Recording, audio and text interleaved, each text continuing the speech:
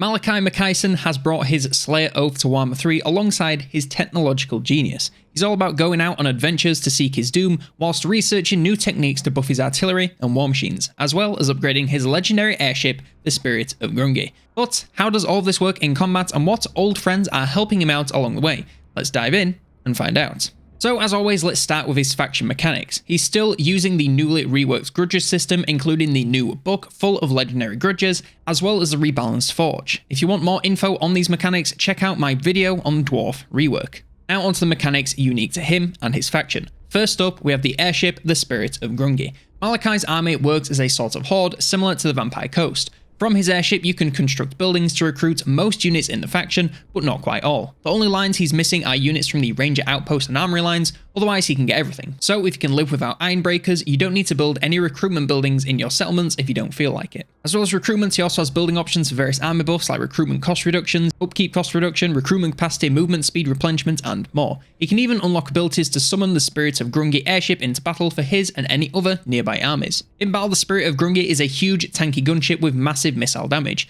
It says one range, but that's because its primary attack form is dropping bombs, of which it has a massive amount. As well as this, it has several cannons and dwarves on board firing at all nearby enemies, making this into a real gunship attacking everything in sight.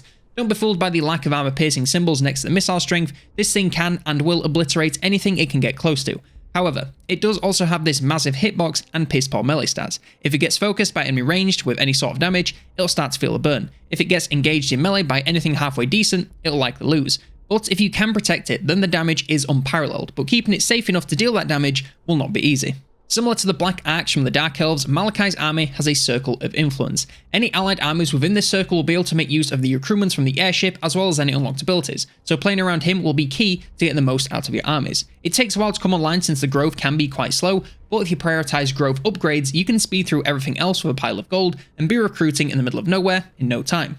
I might advise building recruitment in your starting province just to get you started, but after that, you don't really need to worry. His other mechanic is Malakai's Adventures. On turn 5, you'll unlock the Adventures panel. From here, you'll be able to embark on a series of mission chains against different kinds of enemies, and upon completion, unlock permanent upgrades to his artillery and war machines. There are 7 to choose from, with more being unlocked as you progress. Each adventure has 6 missions and a final quest battle that unlocks once enough missions have been completed. Before you commit to an adventure, you can get a preview of what sorts of missions you'll have to complete, who you'll be fighting, and any dilemmas you'll face along the way. As well as this, you get a preview of the sorts of enemies in the final battle, as well as a unit that will be enhanced if completed. Once you choose an adventure, this unit type will also become recruitable from the adventure units menu, so you can make use of these bonuses even if you haven't made it that far into the recruitment buildings yet. Once you start an adventure, which costs a chunk of gold, you'll be able to view each of the missions and view their objectives from this screen. You'll also know how many missions you need to complete before unlocking the final battle by the number of pips surrounding the final battle icon, and this UI is also displayed at the top of the screen for easy tracking. Each of these missions also comes with their own rewards aside from progressing the adventure, so you may still want to complete them even if you finish the final battle, because they will stick around. This can be just money and oath gold, but can also be unlocking different buffs for the adventures unit, so you should always look to make sure you're getting everything that you can. And you can also have multiple adventures going on at the same time, and if you do, you can pin one to keep it at the top of the screen so you can stay focused on those missions. And one last little mechanic is his Gotrek and Felix rework. Malakai starts his campaign with both of them in his army. Both are now heroes, thank God, with their own skill trees, thank God, because they now stick around permanently, thank God. Other factions can still use them after completing a short questline, and they'll stick around wherever you pick them up.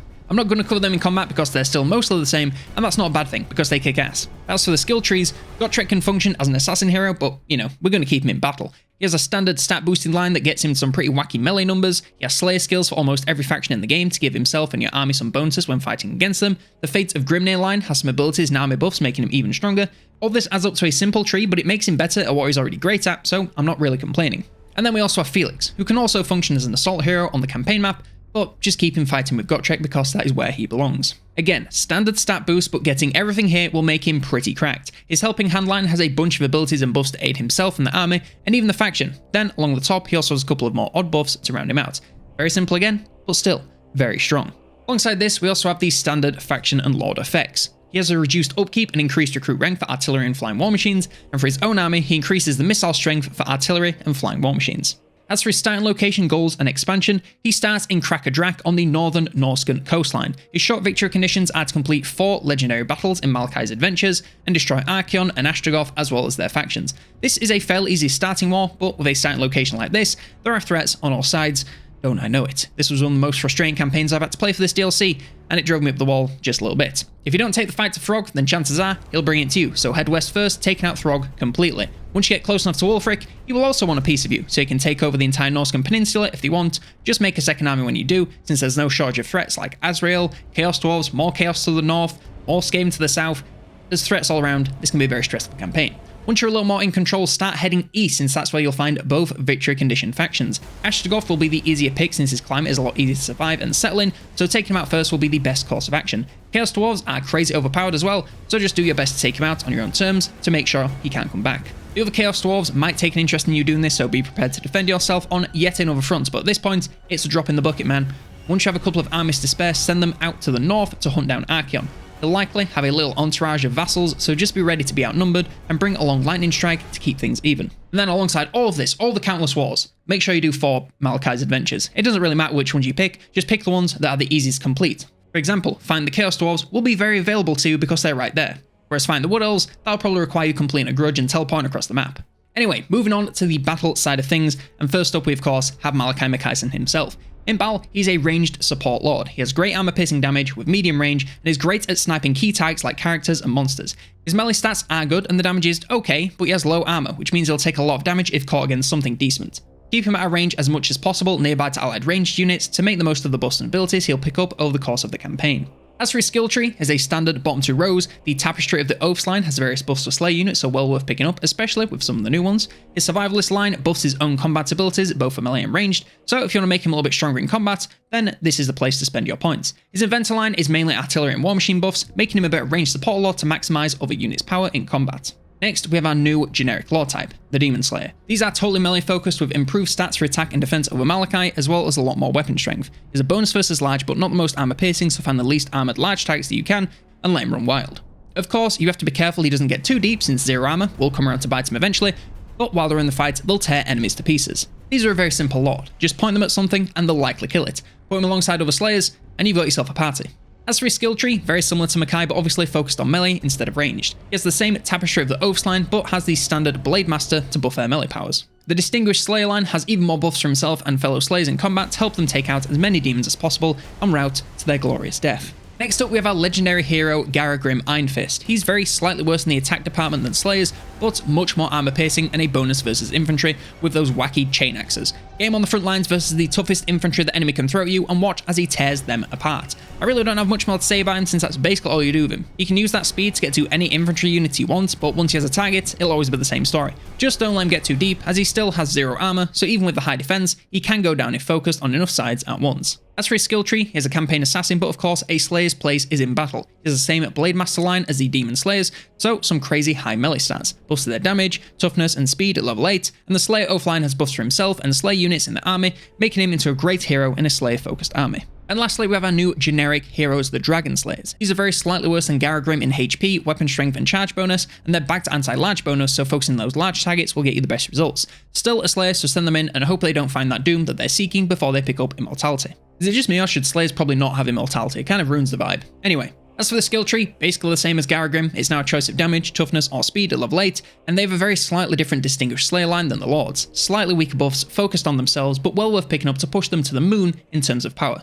The first of the units are the Doomseekers. Compared to the previous top-of-the-line Giant Slayers, these are a big improvement. Increased melee stats, more weapon strength, magical armor piercing damage with a bonus versus infantry. They even come with a Whirlwind of Death ability, allowing them to deal huge armor piercing damage all around them, and the Wards of Grimnir, granting them flat damage resistance per kill they pick up. Now, they're not as strong versus large, but against infantry, these could be a viable endgame frontline if you wanted a totally Slayer-focused army. The one downside is lack of any range defense, so they'll get picked apart in seconds by missiles with their total lack of armor. They'll still fight to the last man, but if that last man is the only one that's making it to melee, you're gonna have some serious problems. Next up we have the Slayer Pirates. These are very similar to base Slayers, but drop about 40% of their weapon strength and bonus versus large, plus missile damage. They have short range armor piercing missiles with very limited ammo. This makes them most similar to miners with blasting charges. The missiles will be good for a few opening barrages, but most of the time they'll be melee, so you'll need some proper ranged units if you want something to fire or battle along. While they have ammo, the damage will actually be really good, so focus fire on tougher targets to soften them up for melee. Once they're out of ammo, they're just like normal Slayers but have less damage, so focus them on the lesser threats and use that high speed to their advantage. Maybe stick them on some ranged units on the back lines or weaker monsters. Now, these guys are a fun unit, but maybe not something I'd use if I wasn't trying to maximize the Slayer gimmick. In the early game, they're pretty good, but beyond that, the stats fall off pretty heavily. Next up, Grudge Raker Thunderers. These are the Dowie answer for the Chaos Dwarf Blunderbusses, and it's quite a retort. They have the same range, but more damage, whilst dropping every other stat but speed. Ammo was never a problem for the blunderbusses, so this change is fine by me, and they'll still be a devastating force in combat. Use them to target basically anything with their high damage. They can focus down monsters in moments or tear front lines apart on the approach. The only issue is getting line of sight on anything that isn't a huge monster, since they need a straight line between them and their target, and within 90 range, that can be quite a challenge. Just do your best to get them at an angle if there are no large targets to focus on, and keep an eye out for enemy flankers. If they get caught in melee, they won't last long with these stats. Next we have the Thunder Barge. This is the same as the Spirits of Grungi, but with a lot less HP. It can be used exactly the same to drop bombs on enemies and focus down massive targets with that Spear of Grungi for massive single target damage. Just keep it safe and it'll put in work for you. And lastly, we have the Goblin Hewer, and this is one of the most bizarre one of the most bizarre units I've ever seen. It's essentially a short-range Gatling gun that launches a torrent of axes at their target, dealing massive armor-piercing damage. It only has 2 barrages in it, and once they're gone, you have a unit of basic slayers. The damage, while they have ammo, is really great, but the 2 barrages means you're out of ammo pretty much the instant they start firing, and while the damage is great, it's gone in moments. Similar to the Pirates, this is a really cool gimmick unit, but as far as actual usefulness is concerned, I think it might be a no from me. The one upside is they're super fast for artillery. All that means is they can burn all the ammo even faster. Make sure to turn off fire at will for these guys and find them some key tags to focus on to try and get the most out of them while you can. And lastly, we have our Regiments of Renown. The Brotherhood of Grimnir are a unit of Doomseekers and now have unlimited uses for the Whirlwind of Death ability. Long Drong's Slayer Pirates are obviously Slayer Pirates and gain the Dwarf Rum ability, which reduces the attack of nearby enemies. And the Grim Delvers are Grudge Raker Thunderers, and it looks like a drop in missile strength, but it's actually just concentrated to one volley, so is actually about the same. Alongside this, they gain Vanguard, Strider, Stalk, and Frenzy. So to wrap up Malakai in a few short sentences, Malakai has various mechanics that could easily feel disjointed but linked together to give him this strong focus on artillery and war machines while still feeling like a Slayer. Some of his new units are a little bit hit and miss, but on the whole they offer a lot of new options for a Slayer gimmick campaign and fun variety, even if they aren't the best min-max choices in the entire world. He really does feel like a Slayer engineer, and that reflects in his campaign, which offers a lot of things to do outside of these standard victory goals. But that's everything there is to know on how to get started with Malakai Makaisson in Warhammer 3. Let me know what you think of the Lord, and if you have any questions in the comments below. Like, subscribe, and if you want more Warhammer 3 DLC content, then check out this video on the rework for the other Dwarf factions.